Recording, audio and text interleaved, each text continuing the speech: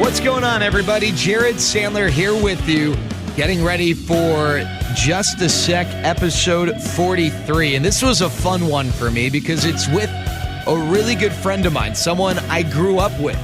His name is Ben Jaffe, and it's okay if you haven't heard of him yet, but there's a good chance you'll hear about him or from him in the coming years as he really makes his way up the ladder in the culinary world.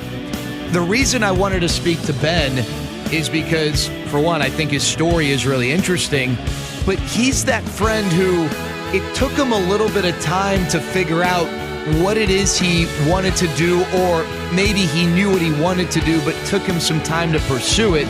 He's had some challenges along the way, but now he's doing something he loves, and he's doing it at a really high level. And he's doing it in such a way that celebrities want him to do it for them, and that is cook amazing meals. So I wanted to tell Ben's story. I hope you find it enjoyable. It was really fun and special for me to have this conversation with someone I've known for a great chunk of my life. And I think that a lot of us are able to relate with a lot of what Ben has to say.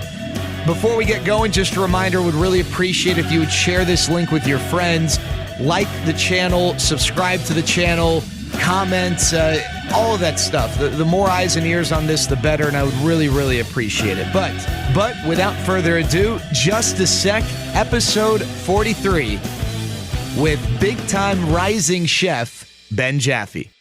All right, so this is a little different for me. I've interviewed friends before, but I don't know that I've interviewed someone I more or less grew up with and is a part of my close circle of friends. And I'm getting to do that with you today, Ben. But the first question I ask, even though I know some of the answers to this, I guess, I like to ask people about their experience growing up and what stood out to them, hobbies, interests, influences, stuff like that. It's open-ended, but when you think back to your experience growing up, what are the things that stand out? Growing up, something that definitely led me towards, I think, my career, and something that just sort of kind of helped me find my way. I always just loved, using my hands, whether it's making things or playing sports, things like that. I always loved being active and, being able to create things myself, and, whether that was like, in art or photography growing up and in high school, or playing sports all through school and even after that. And then, just always trying to, whether I was working in an office after school, still trying to find things outside of that to keep myself busy and active in that sort of manner was something that I think always sort of needed to be a part of my life. And I think that's kind of why it eventually took a much more permanent role. Okay, so we always joke that you're really good at the stuff that doesn't matter. And, growing up, it's like Rubik's Cube or this video game or that whatever, puzzles. Mm-hmm. But I don't know. I think, like, now that we're older and I think about it, I guess maybe it didn't matter then, but that sort of is a part of who you are, is your ability to, like, the creative side that you talked about, or the ability to problem solve or figure stuff out. I don't know. Like, have you ever, like, we always say it as a joke, and maybe when we lost to you in something that we thought that, we would say it to, like, as defense for losing. But, like, you have, like, this ability to be good at the most random things. I don't know, like, if you've ever really given much thought to that, but, like, what stands out about that to you? I've definitely noticed that a little bit, not to toot my own horn in any way, but I think it's just, I don't know, I've always tried to try new things, and, when I do try something, I obviously want to be good at it, and I think I've always sort of pushed myself to get better at these things, regardless of whether or not they play an important role. And I think especially, like, leaning towards where I am today in the kitchen, it's like when you come into a kitchen, at least in a hectic restaurant, every day is going to be different. You've got to tackle some new problem each day. You're learning something new each day, whether that's working with your hands or, a new sort of action or motion that you need to be able to execute in the kitchen, or whether that's creating a new recipe, things like that. So I think it definitely plays a big role. I don't know exactly how it came to be one of my defining traits, but I'm not mad about it. All right, so you graduate from Green Hill, which is where we both went, and then you went to Tulane. What do you remember about the decision to go there, and more from the standpoint of, like, what were the things you wanted to do after college? Like, what, when you were at Tulane, were you thinking, I want to be this or I want to be that? Honestly, finishing school, I was still pretty lost, didn't really know what I wanted to do. I actually spent a few months in Utah working for one of my cousins out there before I ended up moving to New York City, which even then still had no idea what I wanted to do and was sort of just dabbling around in a few different things. I started out in real estate, which all of my family is involved in, and, I was pretty miserable and not enjoying myself. So, I just kind of jumped around trying to find what it was in that, professional career that was really my niche and that I enjoyed. What were, like, do you remember any of the experiences? Obviously, you said you didn't like real estate, but that that were like pivotal, or it's like, hey, like, I need to take a step back and I've really got to figure out what it is that I want to do, that ultimately led you to pursuing a career in the culinary arts? Well, for starters, my passion for food definitely came from New Orleans, from going to school at Tulane. That's my favorite city in the world without question. And the food there, the lifestyle, just the atmosphere of that city. There's nothing like it, and the culinary experience there is a big part of their history and their culture.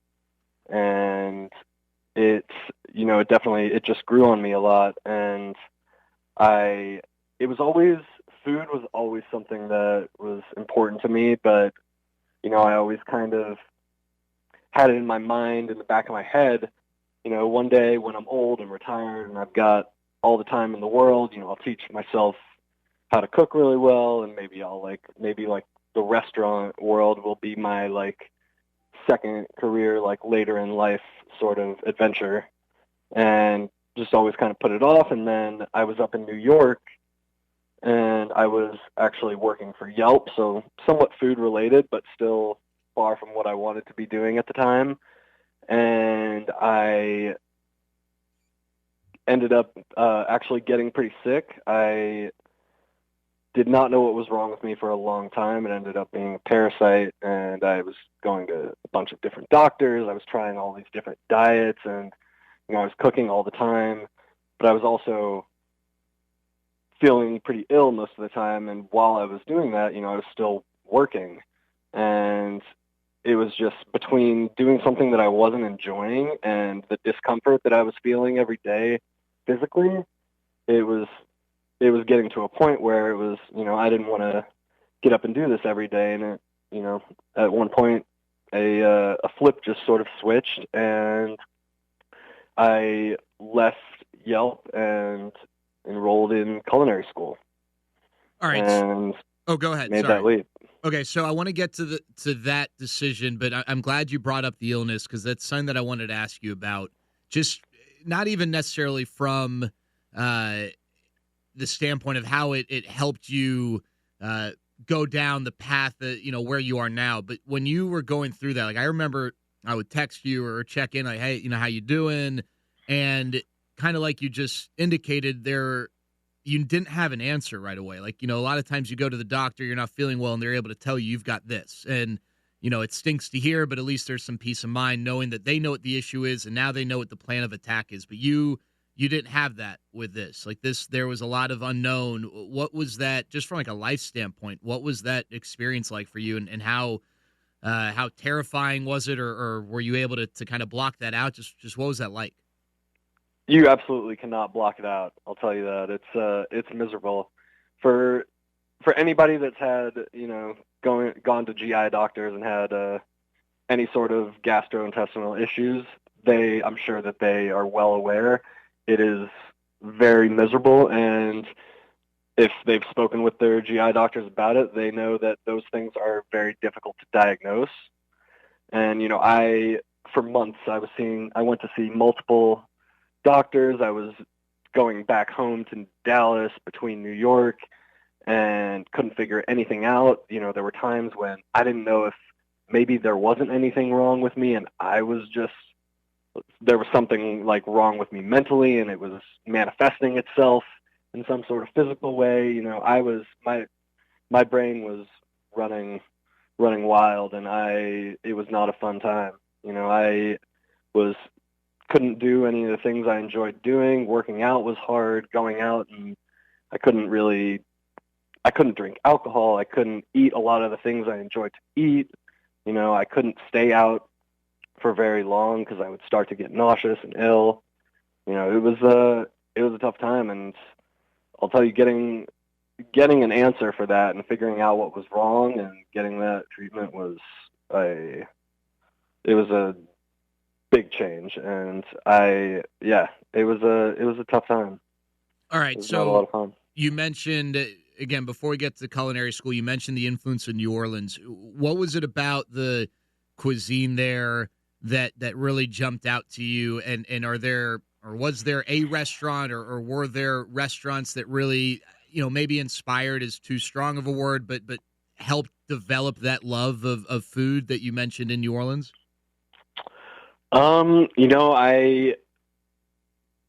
I can't necessarily attribute it to one restaurant in particular when we're talking about New Orleans food. It's such a wide variety, and there's so many options and so many places that I would frequent.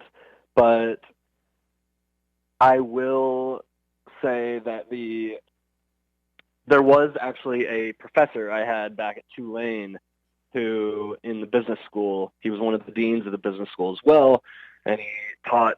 I actually took 2 different classes from him, but in one of our freshman classes, I think this was just something he used to do with students to sort of, get them excited about New Orleans and Tulane and just keep them enthusiastic. But he used to actually take us, he would either have his TAs drive us or he would drive us. Every Saturday morning, he would take us to brunch to a different, either like well-known or just really good restaurant somewhere around the city to sort of get us like involved in that and let us see that side of the city. And it was obviously not a lot of college professors do that for their students, so it was definitely a very unique experience. But it was being a freshman in a new city, and getting to have somebody treat you around with all of your friends to all these amazing restaurants all over the city, and meanwhile you've spent the last 18 years living in Dallas, which, no offense to Dallas, but in terms of cuisine compared to cities like New York or New Orleans or San Francisco, it's not quite there yet. And to just be diving sort of head first into something like that, it's pretty eye-opening to see such a vastly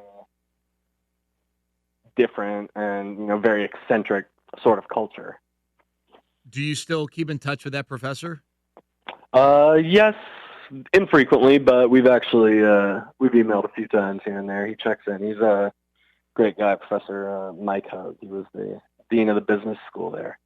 Have you ever shared with him what that influence that you just shared with me, how he influenced you, or is that not something that's ever really come up between you two? It has not since I've started this new career, but it definitely has. He helped me out a lot in college. Actually, I was pledging a fraternity my second semester, freshman year, while I was enrolled in one of his classes, and I was doing fine in his class actually, but there was one of my other classes, business statistics, which I was not doing so well in, and without any sort of prompt or me even coming to him, he came to me to ask me, and just checked in, what was going on, why I was slipping in that class a little bit. And he actually, he worked with me, and I reached out to that professor and just went to his office hours pretty much every day for the rest of that semester, and got my grades back up. And I never forgot about him looking out for me like that, helping me out. All right, and then New Orleans, if someone's going there and they want to try great food, it doesn't even need to be like something that you can only get in New Orleans but nowhere else. But like, what are the spots that they need to go to? If there's one that stands out or a couple, what would your recommendation be? Well, let's see. So the restaurant scene in New Orleans has actually changed somewhat since I have been there. Obviously, there are always the staples, Antoine's, Commander's Palace, Galatoire's. Those are all the very fine dining, you know, century-old restaurants that have been there since day one. There is a new restaurant, which one of my favorite chefs, it's not that new. I guess it's about probably 4 years old or so now. But it's called Saba. It's Alon Shaya's restaurant, I'm not sure, I believe it was 2 years ago, he was named James Beard best chef in America. And he previously had a few other restaurants in New Orleans and just left the John Besh restaurant group to open up this place on his own, Saba, as well as he has another place in Denver called Softa, which I have not had the opportunity to check out yet. But I will tell you my experiences at Saba are amazing. All right, so you mentioned going to culinary school and figuring out that side of things. Okay, so what do you remember about that decision, and what was that experience like going to culinary school? It was a huge shock. It's definitely very, very different from any sort of education that I have had up to this point, but I will say it is much more similar to sports. Working in a hot kitchen and constantly moving on your feet for 12 hours a day.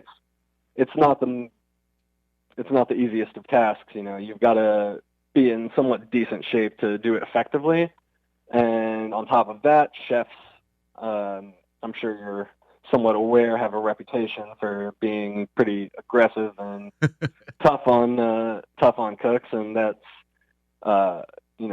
twice as bad when you're in culinary school, just because they want to get you ready for the kitchen, and because it's gonna get,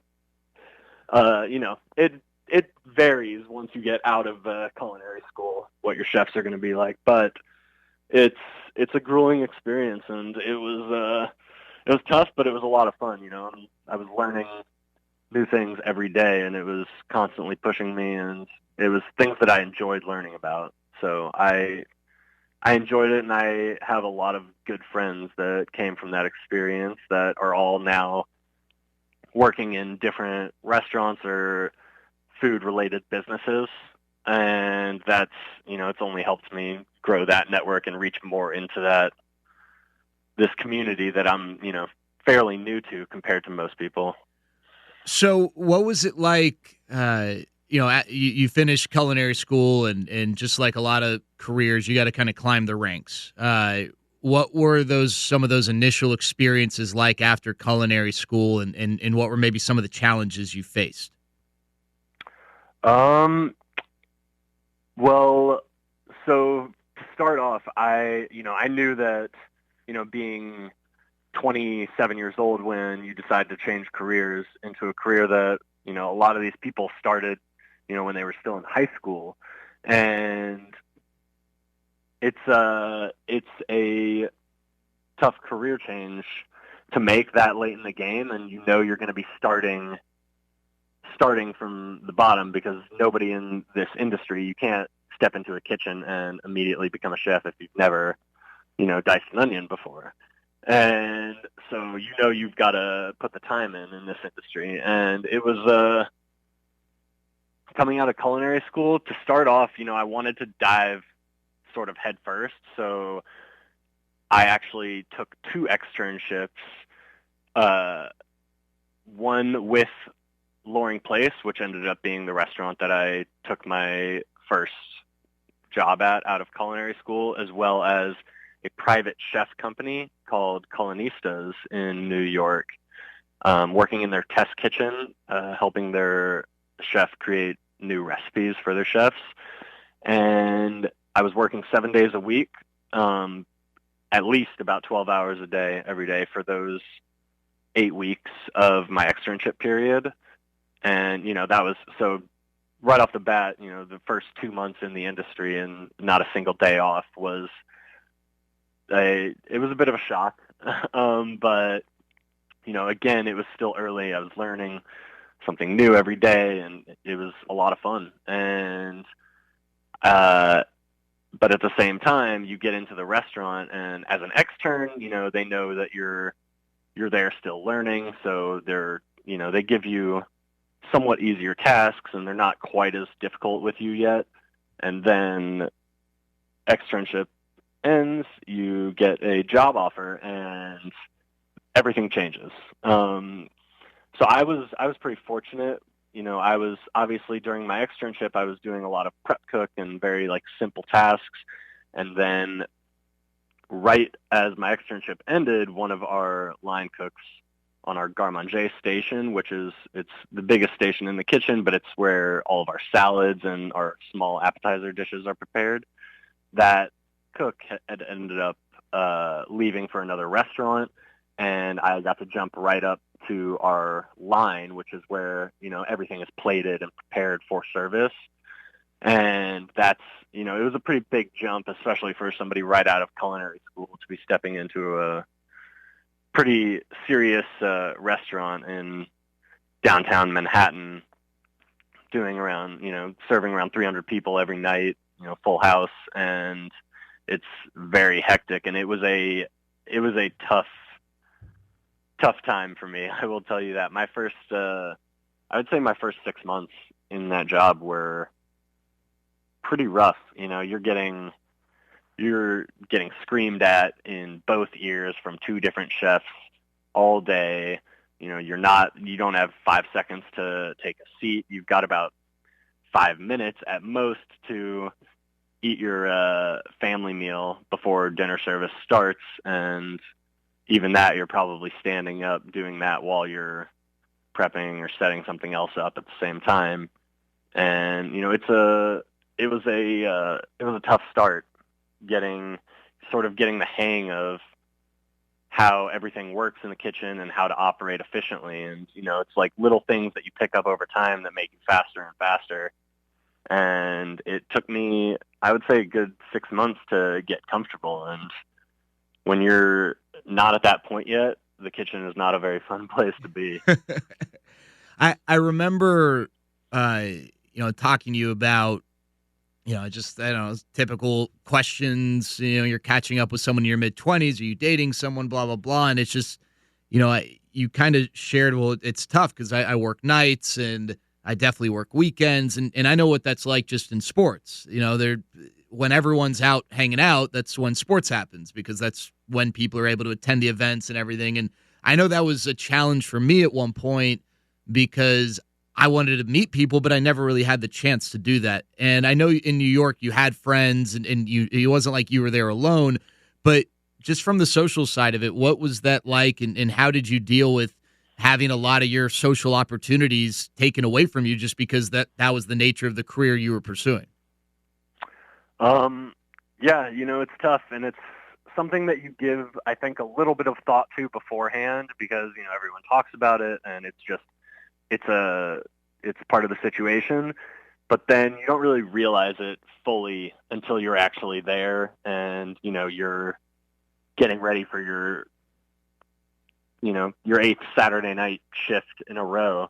Meanwhile, all your friends are out doing something, or maybe one of your friends has an engagement party, something important, but this is your everyday, so you can't miss your primetime work hours to go enjoy yourself with your friends, and that's part of the job. And it was I think it was tough at first, but, after a while you just kind of get accustomed to it. And I think I sort of was telling myself, this is like my boot camp, and, I'm not getting any time off right now. This is where I need to learn, and this is where I need to be. And, you just kind of have to deal with it. It's the reality of the situation. And, at the same time, restaurant is, it's not the worst place to be, when all your friends are out having fun. I had great relationships with all of my coworkers, my chefs. I had a lot of fun working there. And, it's tough. Some of my friends would come into the restaurant all the time Saturday night, and they're coming in for dinner, so I get to pop out for a few minutes and, chat with them. And then I'm back to work, and they're going out for drinks afterwards, or, whatever it may be. And it's tough, but, I figured my way around it. We would, for the most part, pretty much everyone in the restaurant usually goes out for a drink or two after work at the end of the night, which is usually around 1 or 2 a.m. But we had our ways of maintaining our sanity. All right, so I want to, I guess, fast forward to this past fall or whenever the plans were put in place, but you had plans to go to Utah for the winter and start a food truck and use that as an experience and another step, the next step. So first of all, let's start with just the origination of that idea. Where did that idea come from, and what are the things you've got to do to prepare for opening up a food truck? I don't know if there's anything unique about Utah that's worth sharing, but just in general, what are the things that you had to do to get ready for that plan? Well, there are about 1 million different things that you've got to do to get ready for that. It is a much more complicated process than I had imagined upon originating that idea. But to start off, one of my friends from culinary school, she ended up finding this old vintage truck while she was in Portland one time, and had it shipped back to New York, where she had it renovated into this amazing vintage food truck. And at the time, she had an idea of turning it into an ice cream truck and, going that route, but she was busy with her main business at the time and wasn't really doing anything with it. So I had reached out to her, and asked about potentially leasing it from her and shipping it to Utah for the winter to set up a food truck on the mountain there. And everything was pretty much underway. I was working with the mountain. I was working with people locally in Utah in terms of getting set up with the health department there, getting a commissary space to do all of my prep and store my food.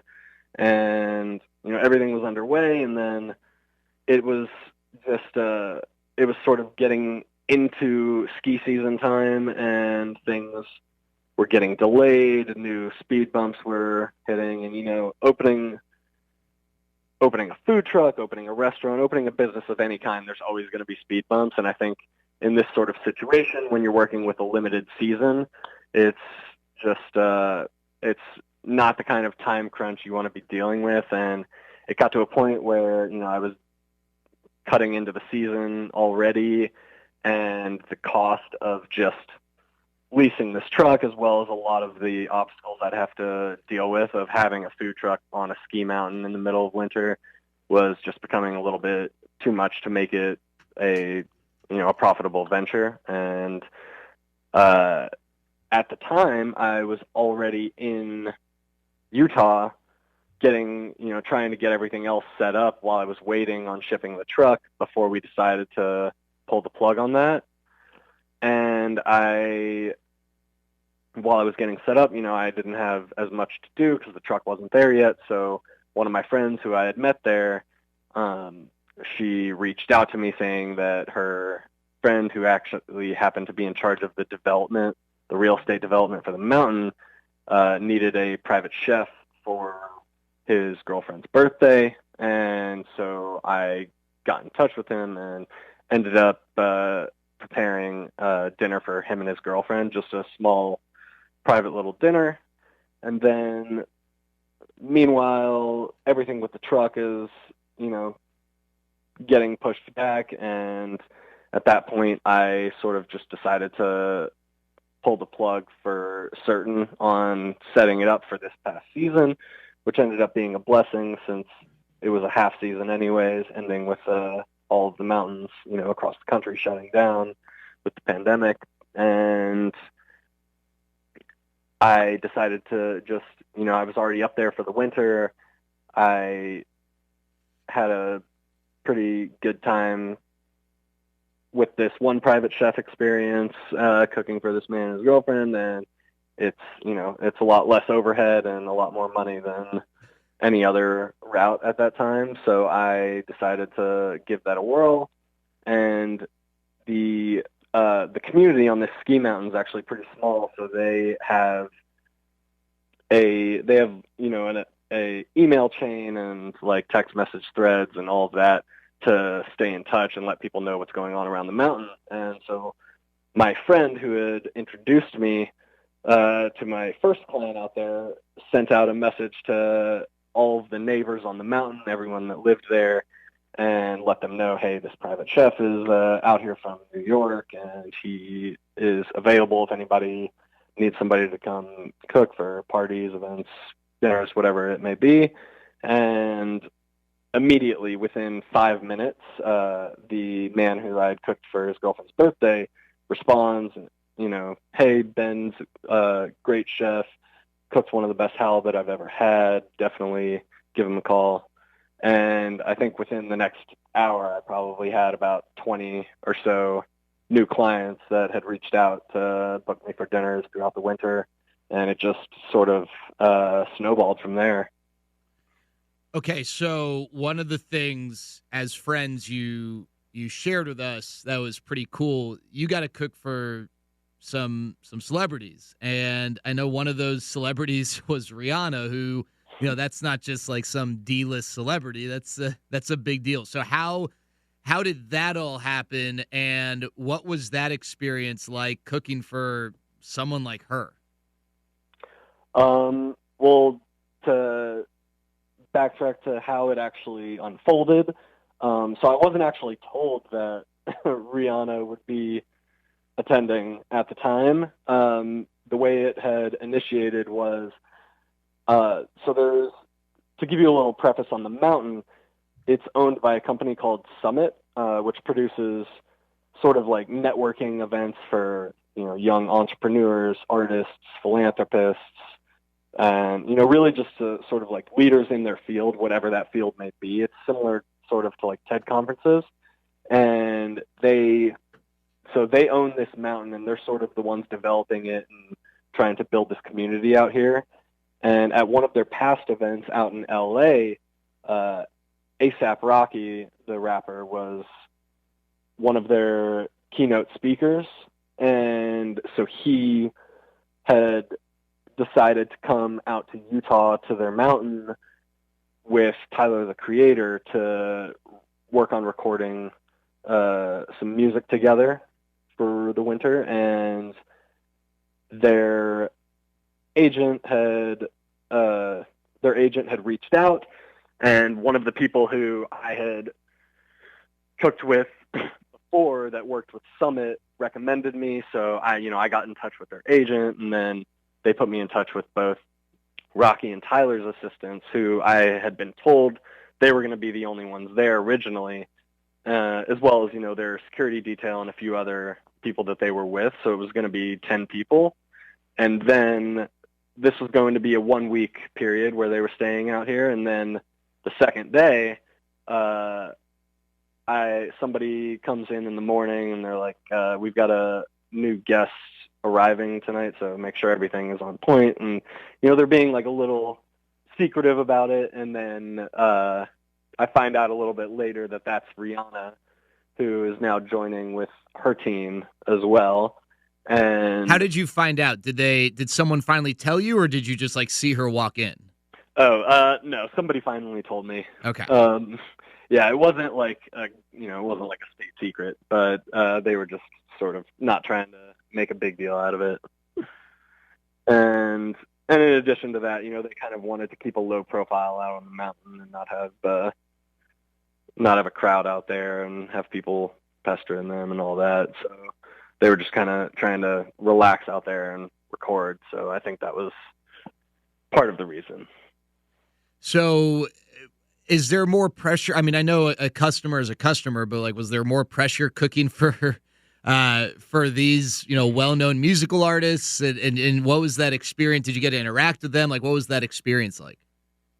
Oh yeah, I mean, it was very cool. I mean, it was a lot of fun. I got to hang out with all three of them, Tyler, Rocky, and Rihanna, for a lot of the time during that week. There's only two main rooms that they were using in the house that they were recording in, and one was this giant living room where they had set up their recording studio, and the only other room really with any sort of seating was the kitchen. So when they weren't recording, they were usually hanging out in the kitchen with me, where I was spending 18 hours a day prepping 3 meals for them. So it was a pretty cool experience.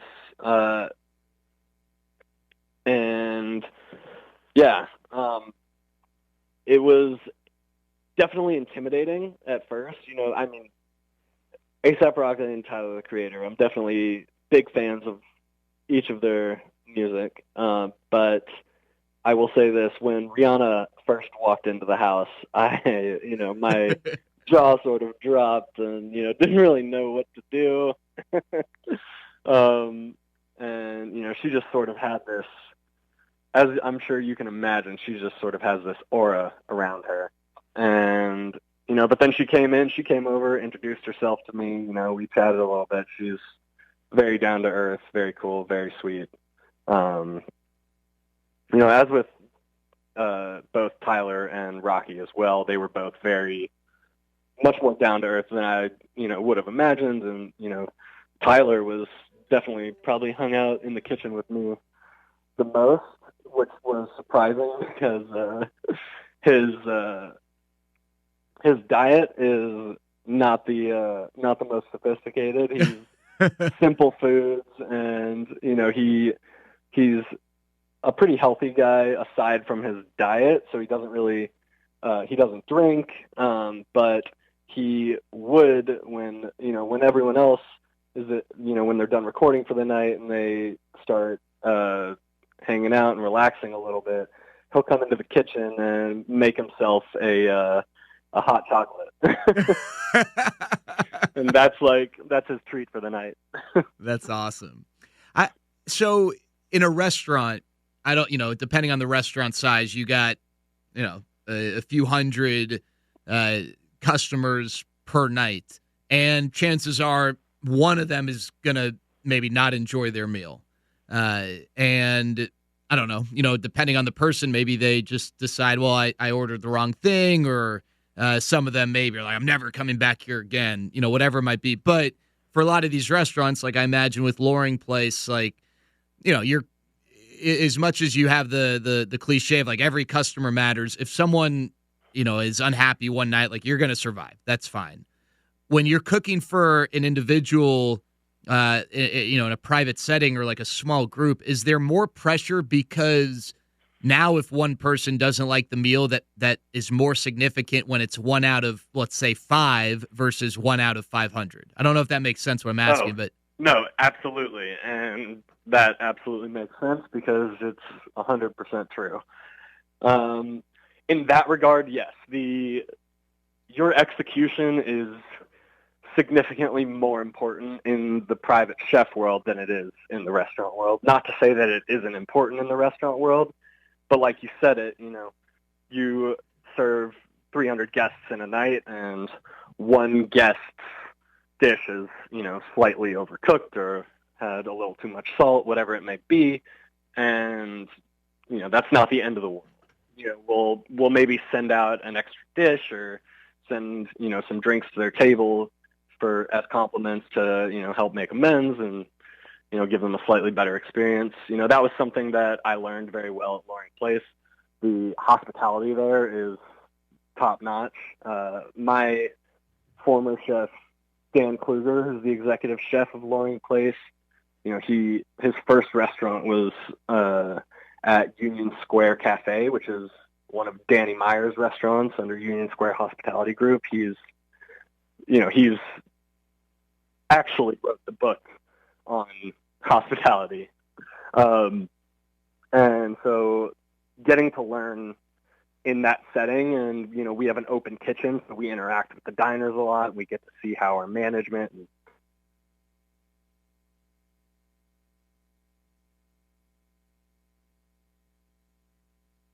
played a role in the private chefing as well. But yes, back to your question, when you're in the private chef world, some of these nights, I'm cooking for 4 guests. If one of my dishes isn't up to standards, then it's a pretty big ding on my record there. And a lot of these people, yes, in a mountain setting where it's a ski town and there aren't too many other food options, I might not be in too much trouble. But in any regard, you always want to leave a good impression, and you want them to spread the word for you and also want you to come back. And, especially in a small mountain town like that, a lot of my business was repeat business. I had, one of my clients booked me for 2 weeks straight to cook for 2 families. And, it started out as 1 week and he added on another week after the fact, after he had already, seen what I could do. And I'm sure, if some of my nights weren't up to his standards and I didn't execute my dinners as well, then I probably wouldn't have gotten that second week. So I would definitely say that that's important.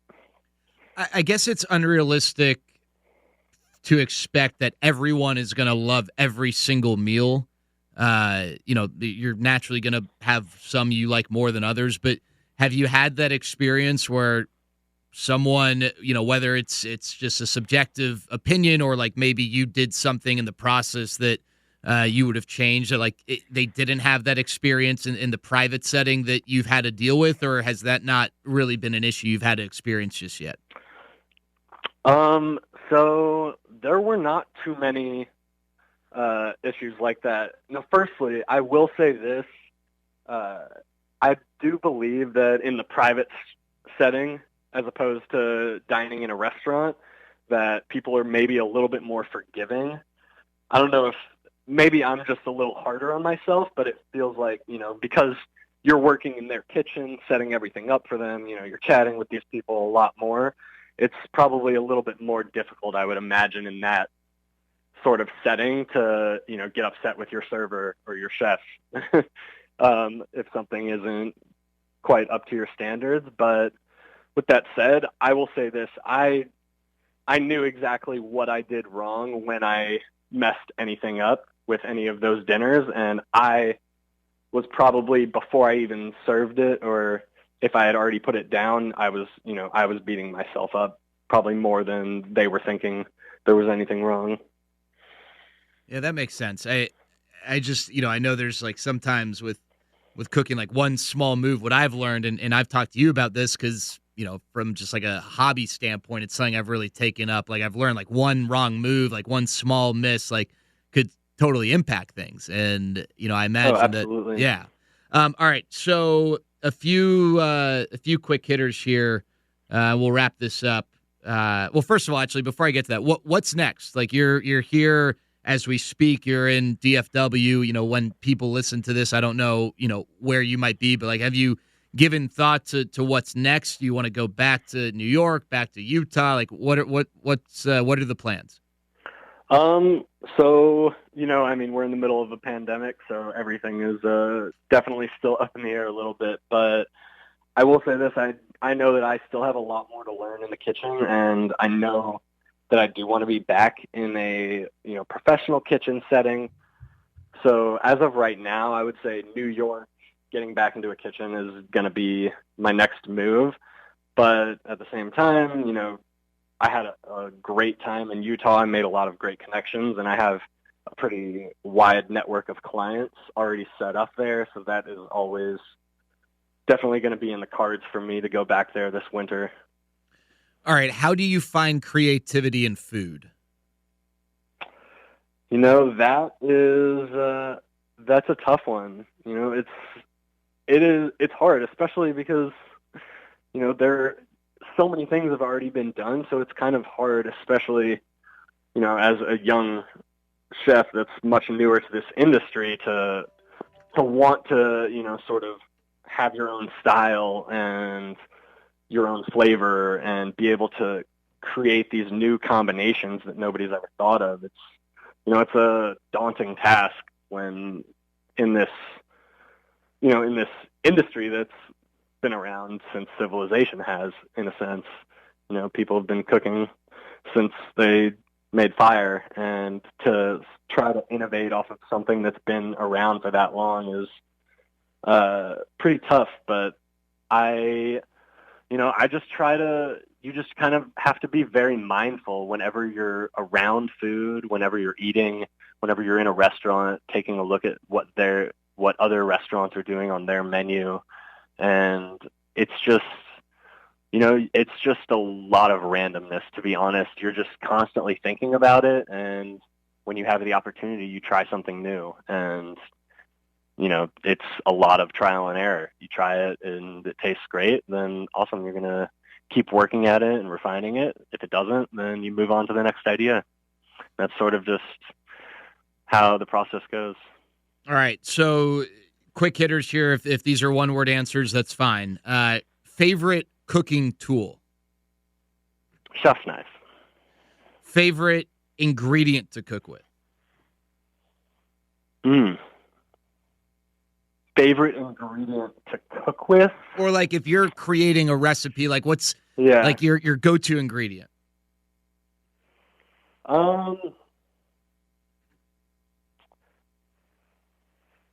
That is tough. My go-to ingredient, I love cooking squash. I'll go with that.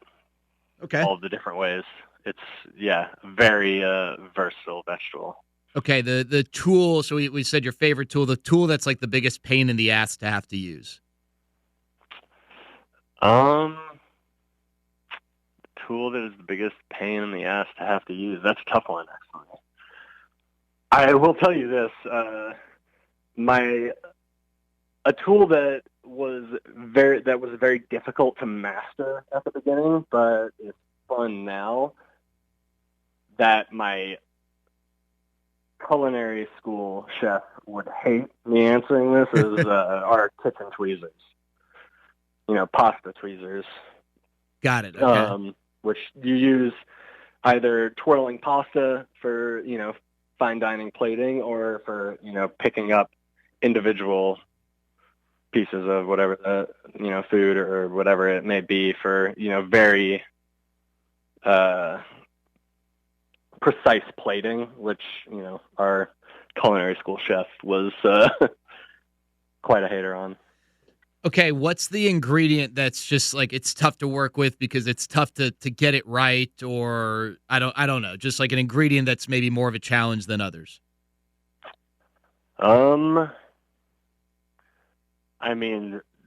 Doughs, baking, all of it.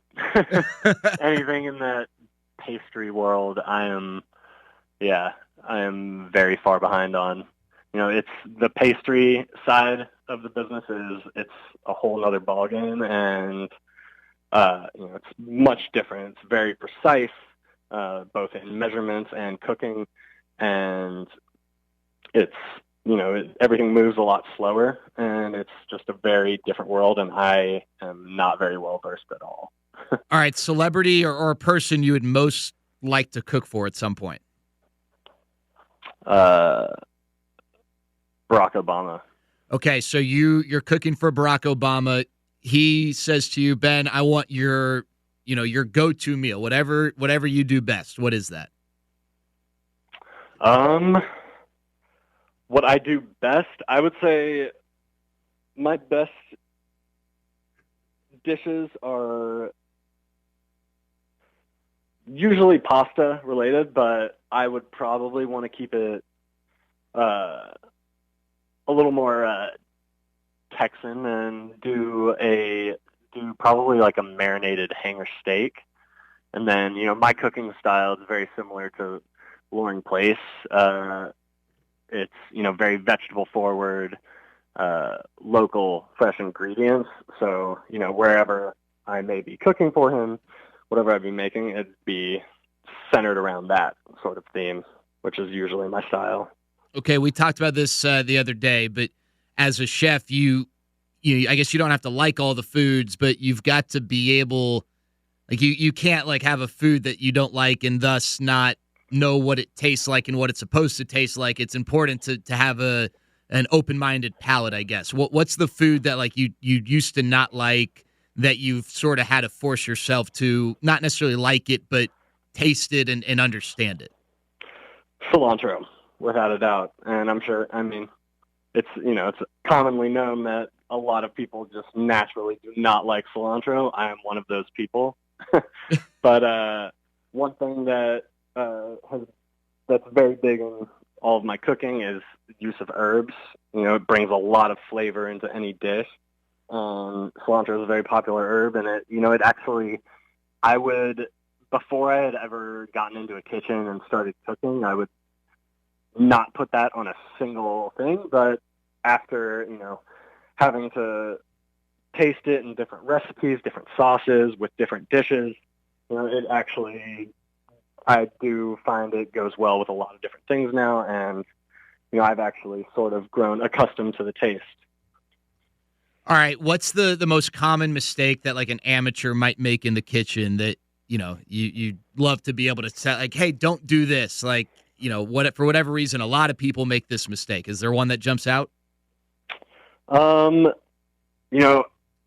tell you this: a lot of people, no matter what it is that I'm cooking, vegetable-wise, for the most part, they ask how you did this, or, what did you cook this with? And in most cases, it's almost always salt and olive oil, and that's it.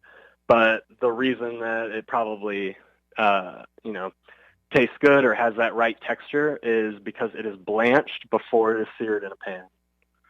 So that means cooked in boiling water until tender, and then in a very hot saute pan with a little bit of olive oil to where it just reaches that smoking point. Then the veggies go in, get a little color on them, whatever it may be, depending on the vegetable. But blanching and then searing is always the move. Well, how about that advice? And I'll tell you from experience, after chatting with Ben, I blanched, and it works, and it tastes great. So some free advice from a rising chef in the culinary world. I really hope you enjoyed my conversation with Ben Jaffe. And how cool. You go to Utah, a plan that goes awry, and you end up cooking for Rihanna? I'd say that's pretty badass, if you ask me. All right, so Just a Sec, episode 43. Again, if you're tuning in, really appreciate it. If this is your first time, if you're back for more, thanks so much for being a loyal listener. Would really appreciate if you would share the link, subscribe to the channel, like the interview, comment, whatever it is that strikes your fancy. Would really appreciate your support if you feel so inclined. All right, we got episode 44 coming up later this week with the voice of the Los Angeles Angels on the TV side and the first ever voice of MLB Network, former Texas Rangers broadcaster, former minor league baseball player Victor Rojas. So tune in later for that. But until then, stay safe, be healthy. I'll talk to you soon.